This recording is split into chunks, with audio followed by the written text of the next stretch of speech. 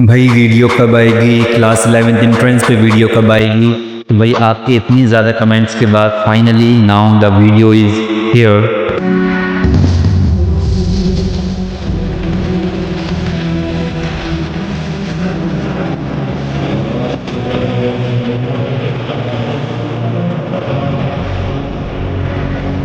Hello everyone, myself Aman Qadeer. I am a student of Aligarh Muslim University. तो yes, इस साल मेरी 12th कंप्लीट हुई है और इस वीडियो में आप लोगों को मैं बताने वाला हूँ क्लास 11th एंट्रेंस 2025 जो होने वाला है, आप लोग क्या क्या करेंगे। ये जो वीडियो ओवरऑल होने वाली है, गाइडेंस बेस्ड वीडियो होने वाली है, स्ट्रेटेजी बेस्ड वीडियो होने वाली है। आप लोग इसमें क्या क्या करने वाले हैं, आप लोग जो आप लोग एंट्रेंस की डेट है वो आपकी डेट जो है 27 अप्रैल है। आपके पास कुछ ही वक्त बच रहा है, 10 से 15 दिन बच रहे हैं आपके पास। तो आप लोग इस कम वक्त में आप लोग क्या करेंगे, तो इसलिए ये मैं वीडियो लेकर आया हूँ आपके पास। और इस वीडियो में मैं आपको अपने दोस्तों से मिलाऊंगा जो लोग ये एंट्रेंस क्वालिफाई करे हुए हैं।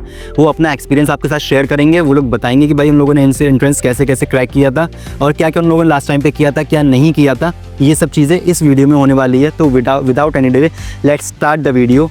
तो सबसे पहले मैं अपने आपको इंट्रोड्यूस कर दूं। Myself Aman Qadeer, I am a student of Aligarh Muslim University. 2023 में मैंने एंट्रेंस एग्जामिनेशन दिया था, रैंक मेरी 13 थी।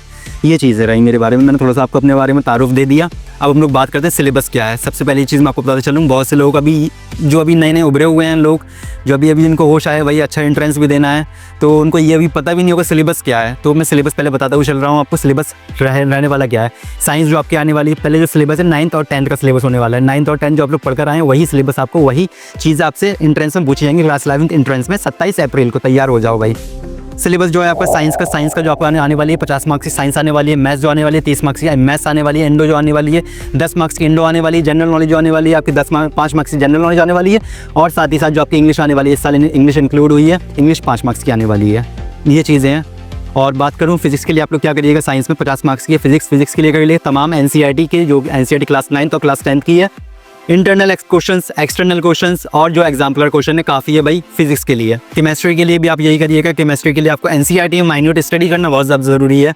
जो भी आपकी केमिस्ट्री में बारीक से बारीक चीज़ें आपको पता होना चाहिए, आपके कॉन्सेप्ट्स क्लियर होने चाहिए।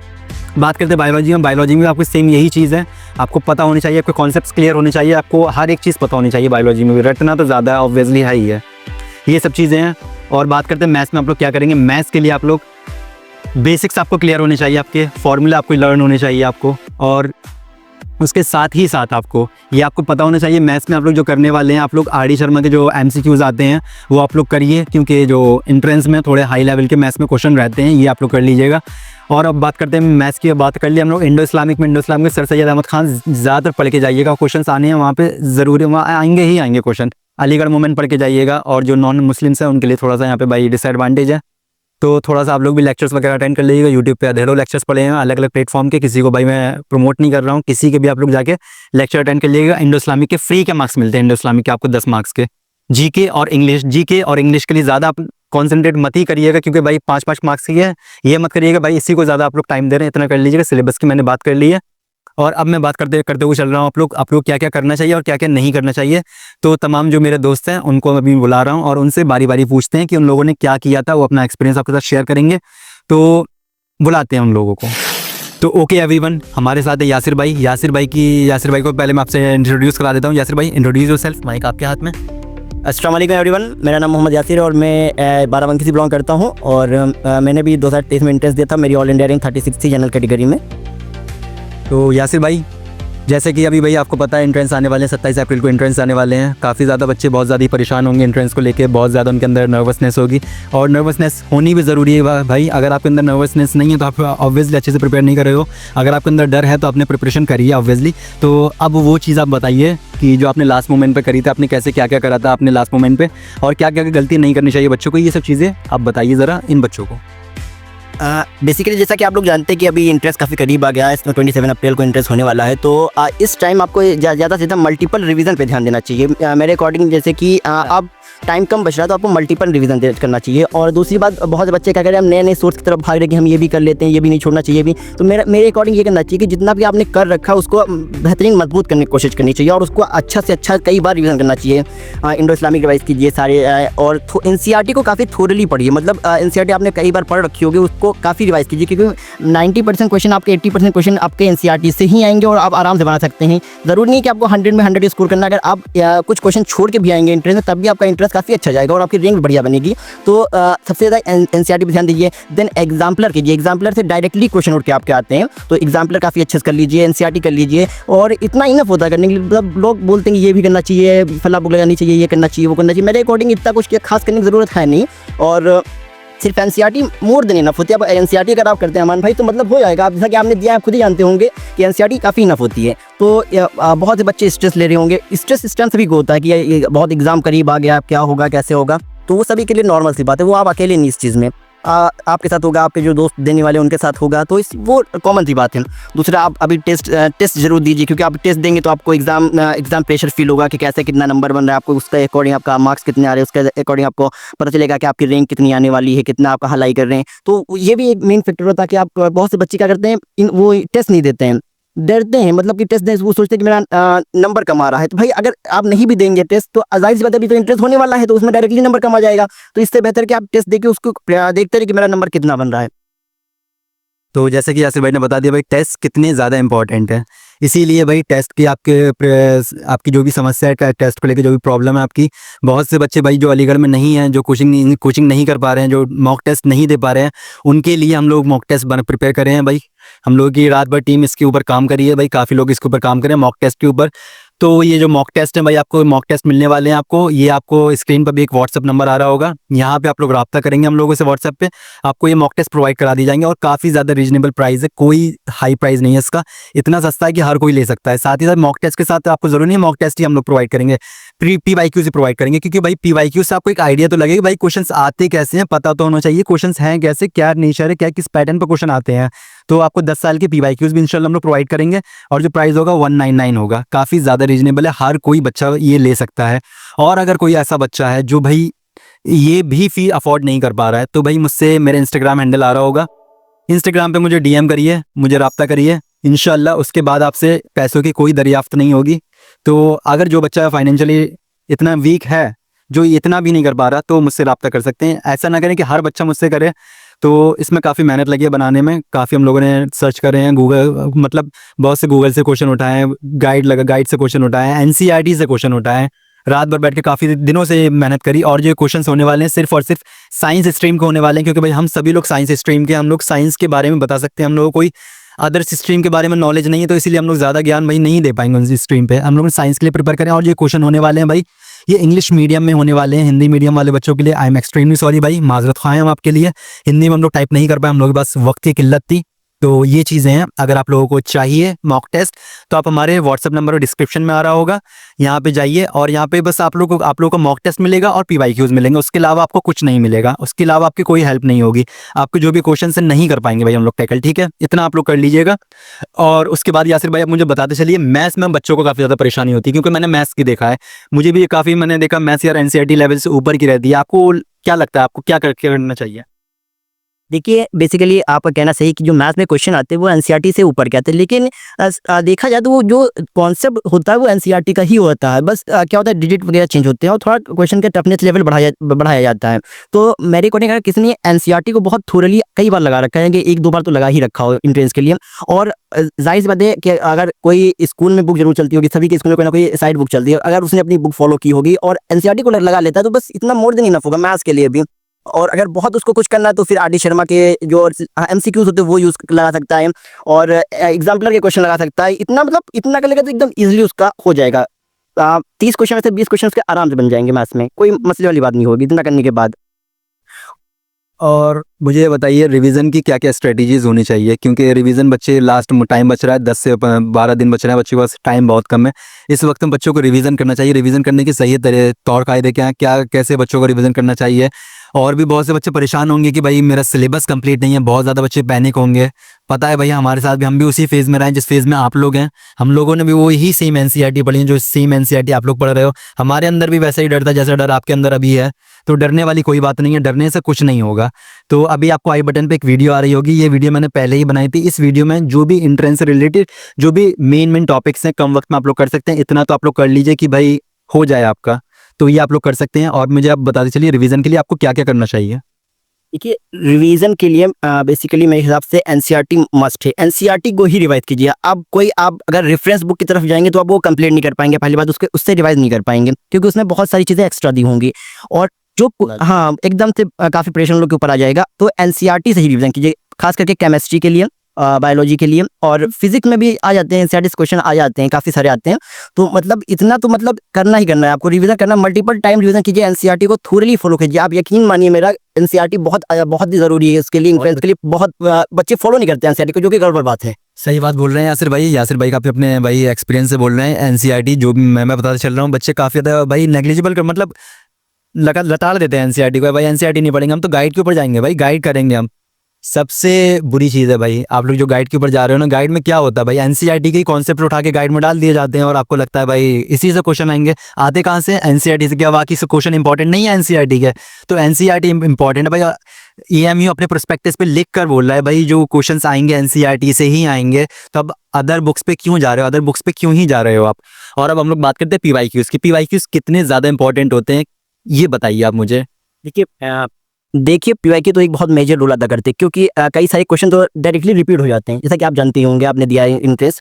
पीवाईक्यू तो मतलब बहुत इंपॉर्टेंट करना, आपको पता चलता है कि किस तरीके के क्वेश्चन हर साल आ रहे हैं, कौन से क्वेश्चन रिपीट कर रहे हैं, किस पर्टिकुलर पैटर्न पे आ रहे हैं, किस पर्टिकुलर एरिया से क्वेश्चन, हाँ कौन से क्वेश्चन लगातार इसी टॉपिक से क्वेश्चन लगातार उठ के आ रहे हैं। तो वो सब जो है आपको पीवाईक्यू लगाने से ही पता चलेगा। कई सारे नए क्वेश्चन आपको दिखेंगे जो आपको मतलब उनको देख के आपको ये समझना पड़ेगा कि इस क्वेश्चन को हमको देख के ही छोड़ देना है, मतलब ये क्वेश्चन हमको नहीं अटेम्प्ट करना, अगर इसके चक्कर में हम पढ़े तो फिर हम फंस जाएंगे। कई सारे ऐसे क्वेश्चन डाले जाते हैं जो बच्चों को फंसाने के लिए होते हैं, जो बच्चा उसमें फंसता है उसका मतलब 5-10 मिनट खराब हो जाता है। कुछ ऐसे क्वेश्चन को देख के छोड़ना, तो वो आपको कैसे पता चलेगा ये क्वेश्चन कौन सा करने वाला है या फिर छोड़ने वाला है? वो पीवाईक्यू देखते ही आपको अंदाजा लगेगा। आप सॉल्व करेंगे, उस पर टाइम देंगे तो आपको पता चलेगा कि मतलब ये क्वेश्चन करने वाला था, छोड़ने वाला था। अब उस क्वेश्चन को आपने 10 मिनट लगा के सॉल्व कर लिए तो क्या फायदा, उसके चक्कर में आपके 10 क्वेश्चन छोड़ गए। इससे बेहतर इसको छोड़ दीजिए। तो भाई बहुत इंपॉर्टेंट बात यासिर भाई ने बोली है। और अब हम लोग कुछ टिप्स देते हुए चलते हैं अपनी भाई, जो कि टिप्स आपके लिए काफ़ी ज़्यादा इंपॉर्टेंट होने वाली है। हर बच्चा ये बोलता है भाई कुछ टिप्स दे दो, कुछ टिप्स दे दो। टिप्स क्या है भाई, अब मैं आपको कुछ बताते चल रहा हूँ। कुछ इंपॉर्टेंट टिप्स हैं जो हर बच्चा फॉलो करना चाहिए हर बच्चे को। पहली टिप तो यही है भाई कि जो लोग बोलते हैं ना भाई लास्ट टाइम पे आप पढ़ना छोड़ दो भाई, लास्ट टाइम पे आपका माइंड कूल होना चाहिए, ये होना चाहिए, वो नहीं छोड़ो मेरे भाई, आप पढ़ो या लास्ट मोमेंट तक पढ़ो। आप एनर्जी आपके अंदर बरकरार होनी चाहिए, क्योंकि भाई मैं खुद बता रहा हूँ अपने एक्सपीरियंस से। जब मैं यासिर भाई यहाँ पे एंट्रेंस देने के लिए आया था, मैं स्टेशन में बैठा हुआ था, ठीक है, और उस वक्त स्टेशन में बैठे हुए मैं पढ़ रहा था उस वक्त बैठ के, और वो मेरा पढ़ना मतलब इतना ज़्यादा बेनिफिशियल रहा कि जब मैं एंट्रेंस देने के लिए गया वहाँ से मेरे 3 क्वेश्चंस लगे। अब बताओ यार ये चीज़ तो अमर भाई सेम सिचुएशन मेरे साथ भी हुई थी। मैं भी इंटरेस्ट देने के लिए जा रहा था जब लखनऊ के लिए, तब मैंने लखनऊ, हाँ सेंट्रल लखनऊ पढ़ा था मेरा। तो मैं बुक लेके गया था, ट्रेन में पढ़ रहा था। मैं बेसिकली पीरियोडिक टेबल जो चैप्टर था मैं वो पढ़ा था, उससे मेरे 2 क्वेश्चन टकरा गया था। मुझे काफी अच्छा फील होता कि यार मैंने अभी पढ़ा था और मेरा 2 क्वेश्चन का फायदा हो गया, और मैंने मतलब कोई रिवाइज थे तो उस चैप्टर को। तो मतलब ये आप हाँ ये सही है कि आप सेंटर पहुंचने के बाद ना पढ़ाई कीजिए, उसको छोड़ दीजिए। सेंटर पहुंचने के बाद आप आराम कीजिए, एकदम चिल मारिए, कुछ नहीं करना है आपको। लेकिन सेंटर पहुंचने से 2-3 घंटे पहले तक तो आपको पढ़ाई करनी गई चाहिए, मतलब बेहतर रहता है वो। बिल्कुल। और उसके बाद हम लोग नेक्स्ट टिप अगर आपको देना चाहें, नेक्स्ट टिप ये रहेगी आपकी, जो भी आपके OMR हैं बहुत ही आहिस्ता और बहुत ही केयरफुली उसको आप फिल करिएगा, क्योंकि भाई ज़रा सी आपकी अगर मिस्टेक हुई भाई आपका पूरा पेपर ख़राब हो जाएगा। OMR बहुत अच्छे से प्रिपेयर करिएगा आप लोग। देखिए बेसिकली OMR फिल करने का सबसे बेस्ट तरीका ये है कि आप देख लीजिए आपका रोल नंबर जो है, तो उस पर क्या कीजिए, आप वो नंबर देखने के बाद अपना डॉट रख लीजिए, जो नंबर है उस पर पहले डॉट लगाते जाइए। आपने डॉट रख लिया, उसके बाद डॉट मैच कर लीजिए कि मेरे सारे डॉट्स सही हैं कि नहीं। ये डायरेक्टली ना उसको बिल्कुल भरिए, हो सकता है कि कोई तरीके से गलत भर जाए, इसलिए आप पहले डॉट रख लीजिए। एक डॉट रखने के बाद उसको फिर दोबारा से एक बार करेक्शन कर लीजिए, हाँ मैच कर लीजिए, एक बार क्रॉस चेक कीजिए कि मेरा सही डॉट है कि नहीं। उसके बाद जब डॉट मैच कर लिए उसके बाद फिर आप जल्दी फिल कर दीजिए 1 मिनट के अंदर। ये सबसे सही तरीका होगा। और डरने वाली कोई बात नहीं है भाई, आपके पास वहाँ पे इन्विजिलेटर होंगे, वो काफ़ी ज़्यादा आपके लिए हेल्पफुल होंगे। वो लोग आप बिना डर से उनसे हर एक चीज़ पूछ सकते हैं। आप डरने वाली कोई बात नहीं है, हिचक वाली कोई बात नहीं है, वो आपकी हेल्प के लिए ही वहाँ पर है। आप उनसे जो चाहें पूछ सकते हैं। अगर आपको सही से OMR भरना नहीं आ रहा, वो डेफिनेटली वो भाई आपकी हेल्प करने वाले हैं। और उसके बाद हम लोग बात करते हैं भाई नेक्स्ट टिप की, जो कि भाई क्वेश्चंस करने कैसे हैं भाई, है ना। तो सबसे पहले मैं आपको इंपॉर्टेंट चीज़ बताते हुए चलूँ, जो आप लोग क्वेश्चंस करेंगे वो आप लोग इजी लेवल से करना स्टार्ट करें, ताकि आपका भाई मोटिवेशन बिल्डअप हो, भाई आप लोग थोड़ा क्वेश्चन अच्छे लेवल के कर पाएं। स्टार्टिंग जो इजी लेवल के क्वेश्चन है लाइक इंडो इस्लामिक, वहाँ से आपको रटी होगी वो तो ठीक है, इंग्लिश वगैरह यहाँ ऐसे मतलब आप लोग करते जाएंगे तो आपका भाई मोटिवेशन बिल्डअप होता रहेगा और आप लोग को लगेगा भाई हाँ क्वेश्चन बन रहे हैं। और स्टार्टिंग में आप लोग अगर मैथ्स को उठा लोगे क्वेश्चन नहीं बन रहे हैं भाई, वैसे पैनिक हो जाओगे। पैनिक तो ऑलरेडी हो, तो ये करिएगा, हल्के हल्के क्वेश्चन स्टार्ट करिएगा, हल्के हल्के लेवल से स्टार्ट करिएगा और फिर आहिस्ता आहिस्ता जाइएगा। और हर चैप्टर को तमाम मतलब टाइम मैनेजमेंट तो बहुत इंपॉर्टेंट है ही अपने आप में, टाइम मैनेजमेंट देख करते हुए चलिएगा। इसलिए टाइम मैनेजमेंट के लिए मॉक टेस्ट देना ज़रूरी है। मॉक टेस्ट करिए आप लोग, मॉक टेस्ट जब तक नहीं करेंगे तब तक आपका टाइम मैनेजमेंट नहीं होगा। आपको क्या लगता है इस पे? देखिए अमन भाई, मेरे अकॉर्डिंग किस तरह से पेपर अटेम्प्ट करना चाहिए, देखिए वो तो पर्सन टू पर्सन डिपेंड करता है किसके लिए कौन सा सब्जेक्ट ईजी है। ठीक है, कुछ लोगों के लिए बायोलॉजी बहुत एकदम अच्छी रटी होगी, मतलब बायोलॉजी बहुत ईजी होती है, किसी की फिजिक्स ईजी होगी, किसी की मैथ्स ईजी होगी। लेकिन अगर मैं अपनी बात करूँ, जैसे कि मैंने अटेम्प्ट किया था, तो मैंने क्या किया था, सबसे पहले मैंने बायोलॉजी अटेम्प्ट की थी, biology, then Indo Islamic attempt की थी, देन केमिस्ट्री अटेम्प्ट की थी। मैंने उल्टा पेपर स्टार्ट किया। हाँ, क्योंकि मेरा मैथ्स इतना नहीं अच्छा था, मतलब ठीक था मैथ्स। तो मैंने क्या किया था, मेरा बायोलॉजी ठीक था, तो मैंने बायोलॉजी स्टार्ट किया, then chemistry, then Indo Islamic किया, देन जीके किया, देन केमिस्ट्री किया। उसके बाद हमने फिर मैथ्स लास्ट। मैथ्स को आप वैसे भी लास्ट में ही कीजिए, मैथ्स लास्ट में करना ही बेहतर रहेगा, परेशान हो जाओगे अगर मैथ्स में उलझे तो फिर भाई उलझ जाओगे। ये मेरी टिप है आप लोगों के लिए कि मैथ्स से स्टार्ट नहीं कीजिएगा तो बेहतर। हो सकता है किसी की मैथ्स बहुत ही एक्सेप्शनली अच्छी हो तो बात अलग है, लेकिन मेरे अकॉर्डिंग तो मैथ्स से स्टार्ट नहीं करना चाहिए आपको। केमिस्ट्री, बायोलॉजी या फिर इंडो इस्लामिक कल्चर से स्टार्ट करना चाहिए। अब तो इंग्लिश भी ऐड हो गया है, तो इंग्लिश से भी स्टार्ट कर सकते हैं आप लोग। Okay guys, this was it. तो ये थी आज की हमारी वीडियो। यासिर भाई का भाई बहुत बहुत शुक्रिया भाई, यासिर भाई ने अपना भाई कीमती वक्त हमें दिया, आपके साथ अपने भाई एक्सपीरियंस शेयर करें, और बहुत ही अच्छा यासिर भाई, आपने बहुत ही ज़्यादा यार शानदार बोला भाई, बहुत बहुत शुक्रिया भाई। तो आई होप गाइज आपकी इससे वीडियो से हेल्प हुई हो। अगर आपकी हेल्प हुई हो तो अपने ऐसे दोस्तों को भेजें जो भाई आपके तरह ही परेशान है, ताकि उनकी भी हेल्प हो जाए।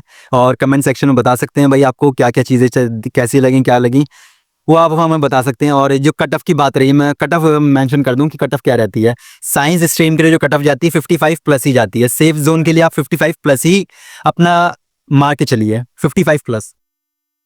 देखिए अगर अमन भाई, अगर कटअप की बात करें तो पेपर टू पेपर डिपेंड करता है। ठीक है, अगर हमें कैसा पेपर लेवल है, अगर बेसिकली अब कितना भी इजी पेपर आ जाए तो 55 प्लस कट ऑफ नहीं जाए। हाँ, बस इससे ज़्यादा नहीं हो सकती। हाँ, 55, अगर आप 55 प्लस लेके आ रहे हैं तो आप एकदम सेफ जोन में, या मान चलिए आपका एकदम सेफ जोन में, मतलब 55 एकदम इनफ होता है, बढ़िया नंबर रहते हैं 55। और अगर कम से कम बात करें तो भाई आपके एक्सटर्नल स्टूडेंट की बात करें तो कम से कम आपका 48 50 तो होना ही होना चाहिए। और सेफ जोन, जैसे कि आप लोग बता दिए हम लोगों ने आप लोगों से कि 55 सेफ जोन है, उसके ऊपर जितना लेंगे उतना बेटर है, उतनी अच्छी रैंक आपकी आएगी। हॉस्टल एकोमोडेशन में आपको इजी पड़ेगा, मतलब बहुत अच्छा रहेगा, क्योंकि यहाँ पे हॉस्टल जो है आपको पता होगा रैंक वाइज देते हैं। हाँ, रैंक वाइज देते हैं हॉस्टल, तो हॉस्टल में आपको इजी पड़ जाएगा। तो भाई खूब मेहनत कीजिए और अच्छे से पेपर अटेम्प्ट कीजिए। तो ओके गाइज, हमारे साथ अभी 2 लोग और जुड़े हैं, आकिब भाई और अलकमा भाई। तो ये लोग भी एंट्रेंस क्रैक करके ही आए हैं हमारे साथ। तो ये लोग अपनी अपनी आपको राय देते जाएंगे और ये लोग बताते जाएंगे आपको क्या क्या करना चाहिए, क्या क्या नहीं करना चाहिए। So first of all Aqib भाई, इंट्रोड्यूस योरसेल्फ, माइक आपके हाथ में। अस्सलाम वालेकुम everyone, myself Aqib Samim from Siwan Bihar. मेरी all India rank 197 in general category थी। ओके, शुक्रिया आकिब भाई। अलकमा भाई, आप जरा अपने बारे में बताइए, what was your rank and where you from? Assalamu alaikum everyone. My name is Alkama Haider. I am from Gaya, Bihar, and my rank was 218 in general category. Okay अलकमा भाई, हम लोगों ने वैसे यासिर भाई से काफ़ी बातें कर ली, यासिर भाई ने अपना काफ़ी अच्छा एक्सपीरियंस शेयर किया मेरे साथ। तो मैं ये बोल रहा हूँ कि मैंने जो बच्चों के अंदर देखा है, मैथ्स से काफ़ी ज़्यादा फेयर खाते हैं, ठीक है। तो मैथ्स के लिए आपने क्या किया था, आप ज़रा कुछ बता सकते हैं तो बताएं। पर्टिकुलरली जैसे मैथ्स में देखते हैं बहुत सारे लड़के पैनिक होते हैं बहुत हार्ड क्वेश्चन देख के, तो उसमें ज़्यादा कुछ आपको करने की ज़रूरत नहीं है। आर.डी. शर्मा के MCQ एक्सरसाइज होते हैं लेवल 1 लेवल 2। बेसिकली अगर आपने आर.डी. शर्मा पहले से लगाई है तो आप वो प्रेफर कीजिए, वो बेस्ट रहेगा। या फिर अगर लास्ट मोमेंट पे आपके पास अगर समय कम बच रहा है तो फिर आप उसमें बहुत सारे NCERT एग्जाम्पलर्स के लिखे हुए क्वेश्चन साइड में होते हैं, उसको अटेम्प्ट करना बेस्ट रहेगा। माई सेल्फ खुद मैंने आर.डी. शर्मा के MCQ लगा के 30 आउट ऑफ 27 मैथ्स में बनाए थे। अरे बहुत खूब यार अलकमा भाई, बहुत खूब। इतने भाई क्वेश्चन अटेम्प्ट करना भाई, समझ रहे हो आप? तो भाई काफ़ी एक्सपीरियंस अपना बंदा शेयर किया है, अपना एक्सपीरियंस से बातें ये बोला है। तो खैर मुझे ऐसा लगता है कि अभी आप लोगों के पास खैर वक्त काफ़ी कम है, तो वक्त कम है और इसमें आर.डी. शर्मा पे जाना मुझे जहाँ तक लगता है मुनासिब नहीं है। अगर आप दोनों अपनी राय बताइए, आपके लिहाज से ऐसा क्या है, फिर मैं भी बोलता हूँ कुछ। मेरे लिहाज से अगर अभी वक्त बहुत कम है तो आपको NCERT पे ही फोकस करना चाहिए, और जो भी आपने कर रखा है उसी पे आप फोकस कीजिए। आप जो छूट गया है उसे रहने दीजिए, आप उसको और इम्प्रूव कीजिए और मॉक टेस्ट लगाइए। बिल्कुल। बिल्कुल शुक्रिया आकिब भाई ने सही बोला भाई। जो आपको एनसीईआरटी आप लोगों ने अभी पढ़ रखी है, एनसीईआरटी के आपको जो बेसिक्स हैं आपके क्लियर करिए उनको, और ऐसा ना करिए एकदम से भाई अभी कुछ पढ़ा वाला है नहीं, एकदम से झटके से भाई जा रहे हैं आप आर डी शर्मा के एमसीक्यूज टाइप के क्वेश्चंस करने, और थोड़े वो रहते हैं भाई थोड़े अच्छे लेवल के, और भाई परेशान हो जाओगे एकदम से देख के भाई कि ये क्या है भाई। अगर नहीं बनेंगे फिर भाई आपका कॉन्फिडेंस लूज होगा, और जो आपने करा है अच्छे से प्रिपेयर करा है वो भी नहीं कर पाओगे आप। तो ऐसा ना करिएगा। यासिर भाई इस पर आप क्या कह रहे हैं अपना? जैसे कि अलकाम भाई ने बताया कि आर डी शर्मा मस्ट रहेगा, बहुत अच्छा रहता है, मतलब अगर करते हैं आप, वो जाहिर सी बात है आर डी शर्मा बुक काफ़ी अच्छी बुक है, अगर आप करते हैं बहुत अच्छा रहता है। लेकिन अगर आप अब देखा जाए अमान भाई, तो वक्त बहुत कम बचा हुआ है, तो जिस बच्चे ने या जिसने पहले से लगा रखी है आर डी शर्मा एक बार, तो उसके लिए तो बहुत अच्छी बात है, उसको रिवाइज करना चाहिए, उसी बुक को रिवाइज करना चाहिए।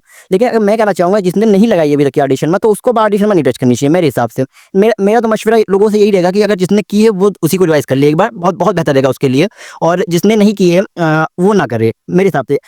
जैसे कि आकिब भाई ने बोला एनसीईआरटी और एनसीईआरटी एग्जाम्पलर बहुत अच्छा रहेगा। मैंने आर डी शर्मा नहीं लगाई थी, नहीं की थी, मैंने एनसीईआरटी की थी, एनसीईआरटी एग्जाम्पलर के क्वेश्चन लगा लिए थे कुछ, और जो मेरी स्कूल की बुक चलती थी मैंने वो की थी, और एनसीईआरटी, और मैंने भी 22 क्वेश्चन बना लिए थे 30 में से। तो ये नहीं, जैसे कि अलका भाई ने बोला कि उन्होंने 27 क्वेश्चन बनाया है, तो जरूरी नहीं अगर आप 18 से 20 क्वेश्चन भी बना लेते हैं मैथ्स में, तो मेरे ख्याल से इनफ होगा, हाँ इनफ होता, क्योंकि अगर आप 20 क्वेश्चन करते हैं मतलब आप टॉप 10% स्टूडेंट में आ गए मैथ्स में। 20 क्वेश्चन करने का मतलब ये होगा आप टॉप 10% स्टूडेंट में हैं। तो इसलिए अगर जिसने नहीं किया है आर शर्मा, तो फिर ना करें मेरे हिसाब से, टाइम की कमी की वजह से, उन्हीं की वजह से। तो खैर यासिर भाई ने बहुत सही बात बताई भाई, काफ़ी कम वक्त बच रहा है आपके पास, तो आर डी शर्मा पे अभी मत ही जाइए, मत ही उधर जाइए। अगर आपके पास टाइम अच्छा खासा बच रहा था, आप शुरू से एनसीईआरटी आर डी शर्मा करते हुए तो आपके लिए बहुत बेस्ट थी।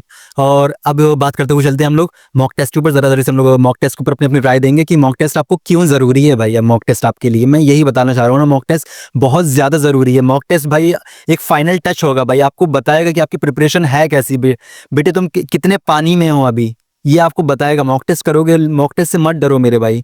आकिब भाई आपने मॉक टेस्ट अटेम्प्ट करे थे तो कैसे करे थे, क्या चीज़ें आपके साथ प्रॉब्लम आई, तो ये सब चीज़ें मुझे बताइए, और क्या इंपॉर्टेंट है मॉक टेस्ट।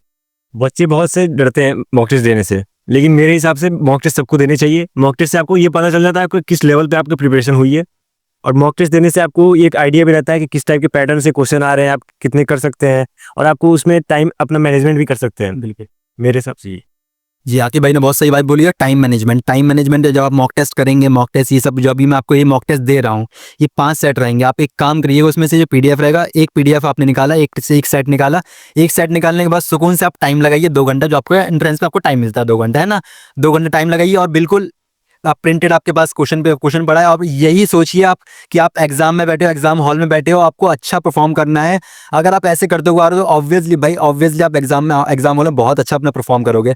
तो यासिर भाई आप बताइए ज़रा मॉक टेस्ट की इंपॉर्टेंस। देखिए बेसिकली मॉक टेस्ट काफ़ी इंपॉर्टेंट रोल प्ले करते हैं, जैसा कि मैंने आपसे पहले इस वीडियो में बता दिया कि मॉक टेस्ट काफ़ी ज़रूरी होता है लगाना। लास्ट टाइम आपको पता चलता है कि आप कहाँ लाई कर रहे हैं, आपके कितने मार्क्स बन रहे हैं। और भाई मॉक टेस्ट देने से डरिए मत, क्योंकि मॉक टेस्ट से आपको ये पता चलेगा कि आप कहाँ पे लाई कर रहे हैं। अगर आप ये सोच के नहीं दे रहे मॉक टेस्ट मेरे नंबर कम आ रहे हैं, तो जाहिर सी बात है भाई आप एग्जाम देंगे, एग्जाम तो नहीं, आप तो एग्जाम तो देना ही ना, एग्जाम तो नहीं छोड़ सकते आप। एग्जाम देंगे उसमें तो नंबर कम आएंगे, कम हो या ज़्यादा हो तो आने अपने आप आ जाएंगे। तो इससे बेहतर है कि आप उसको अपने फिर सामना कीजिए, आप मॉक टेस्ट दीजिए। मॉक टेस्ट देने से ना इतराइए, इसलिए मॉक टेस्ट दीजिए मेरे हिसाब से। ये मैं तो कहना है मॉक टेस्ट देते रहिए आप लोग। अलकमा भाई मॉक टेस्ट के ऊपर आप ज़रा कुछ बोलिए। जानते हैं हम लोग कि मॉक टेस्ट देने से बहुत सारे लड़के डरते हैं। वो देखते हैं कि जैसे कि नंबर कम हो जाएंगे, फिर डिप्रेस्ड हो जाएंगे, तो डिमोरलाइज हो जाएंगे। तो मेरे ओपिनियन में ये है कि आप मॉक टेस्ट से ना डरे तो बेहतर है, क्योंकि भाई पर्सनली मैं बताता हूँ, मैं भी इसी चीज़ से गुजर चुका हूँ। मैंने भी मॉक टेस्ट देने से डरता था, तो उसके बाद फिर फाइनली बाद में मुझे रियलाइज़ हुआ, मैंने बहुत 5 to 6 टाइम्स मॉक टेस्ट दिए, उसके बाद रियलाइज़ हुआ कि मॉक टेस्ट देना कितना इंपॉर्टेंट है। आप अपनी गलतियों को एनालाइज कीजिए और उनसे सीखिए, कूल माइंड पेपर दीजिए आप। Okay guys, this was it. तो आकिब भाई ने भी बहुत अच्छी बात बोली, अलकमा भाई ने भी भाई मॉक टेस्ट के ऊपर अपनी राय दी, और मैथ्स के ऊपर भी बताया भाई। तो this was it guys. So guys आज की वीडियो में इतना ही, दिस वाज इट। तो आई होप आप लोगों को आज की वीडियो बहुत ही ज़्यादा अच्छी लगी होगी। आई होप ये वीडियो आपके लिए बहुत ज़्यादा बेनिफिशियल रही होगी। तो वीडियो को एक अच्छे नोट पे ख़त्म करते हैं। So don't panic, don't hesitate, we are always with you. all the very best guys for your examination. Best of luck.